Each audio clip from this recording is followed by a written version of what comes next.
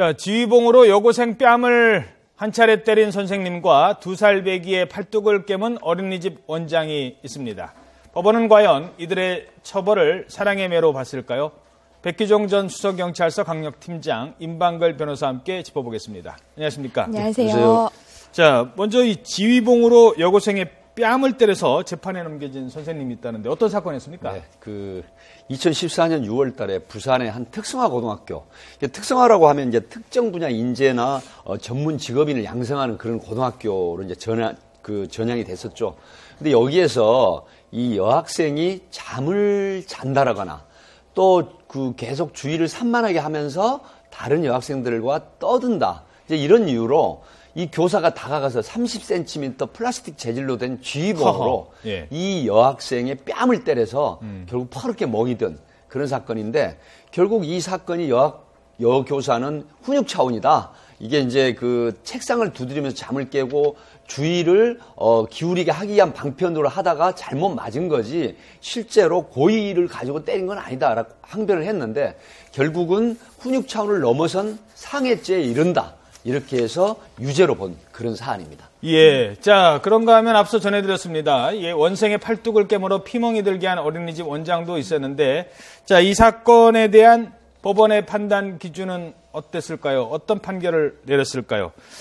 둘 다 일단은 항변을 하죠. 네. 사랑에 매였다라고 네. 항변을 하죠. 네, 두 가지 경우 전부 다 내가 학생이나 이 어린이의 훈육을 위해서 그런 사랑의 매를 든 거지 이게 뭐 어떤 학대나 내가 상해를 하거나 이런 건 아니다라고 얘기를 했는데요. 예. 이렇게 훈육 차원의 체벌이 우리 사회에서 아무런 그런 죄가 아닌 걸로 받아들여주려면 여러 조건이 있습니다. 예를 들면 앞에 말씀드렸듯이 훈육에 우선 동기가 있어야 되고요. 이게 체벌 외에는 다른 방법으로 이 아이를 가르칠 방법이 없었을 경우에도 그 경우에도 그 방법과 정도가 객관적으로 우리 사회에서 받아들여질 정도여야 합니다. 근데 이 두 가지 경우, 앞서 말한 그 여고생 같은 경우에도 얼굴에 멍이 들 정도였고요. 예. 지금 이 경우도 26개월밖에 되지 않은 아이가 팔에 5군데의 이자국도 났고 또 심한 멍도 들었습니다. 이 정도라면은 우리 사회에서 받아들일 수 있는 정도의 체벌은 아니다라고 봤고요. 결국 두 경우 전부 다 유죄 판결이 내려졌습니다.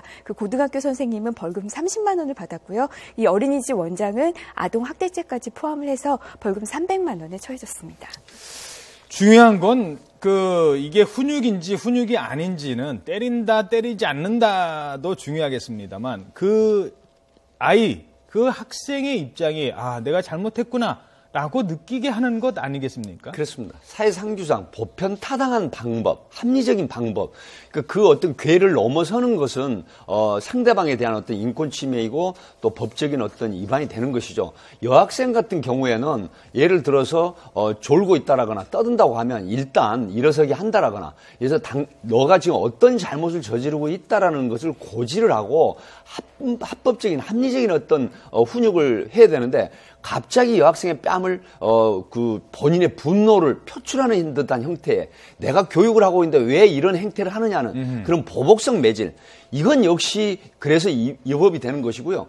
2살 먹은 아이가 깨무는 버릇이 있다고 해서 어린이집 원장이 같이 그 아이의 팔을 5군데나 깨문다? 예. 이게 과연 26개월 된 아이에 대한 훈육입니까?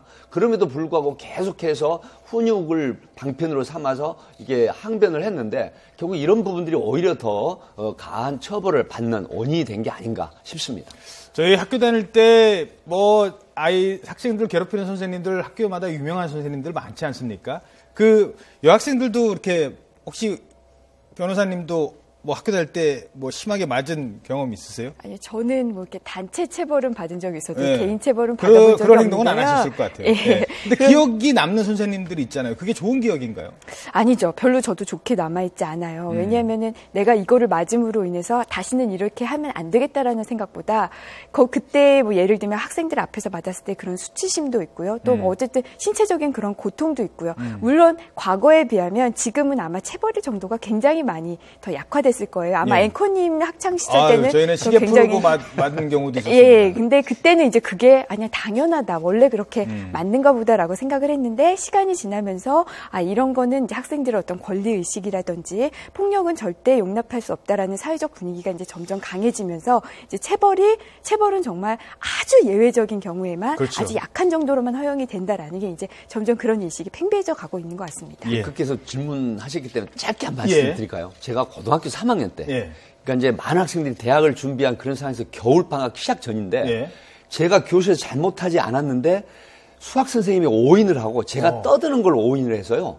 갑자기 들어오더니 앞뒤 설명도 없이 제 뺨을 오른손으로 왼쪽 뺨을 강하게 때리더라고요. 예. 그때 입 안쪽이 터졌거든요. 그게 몇 년 전입니까? 그게 제가 그러니까 굉장히 오래됐죠. 제가 고등학교 때니까. 그렇죠. 그때 일을 지금도 기억한단 말이에요. 그럼에도 불구하고 제가 30여 년 훨씬 넘은 시점에도 제가 이걸 왜 기억을 하냐면 만약에 앞뒤 전후를 따져서 너가 잘못됐으니까 이러한 벌을 받아야 돼라고 했으면 그 선생님에 대한 존경심이 오히려 생겼을 것인데 다짜고짜 설명도 없이 때리는 바람에 지금까지 그 선생님이 미운 선생님으로 기억이 된다.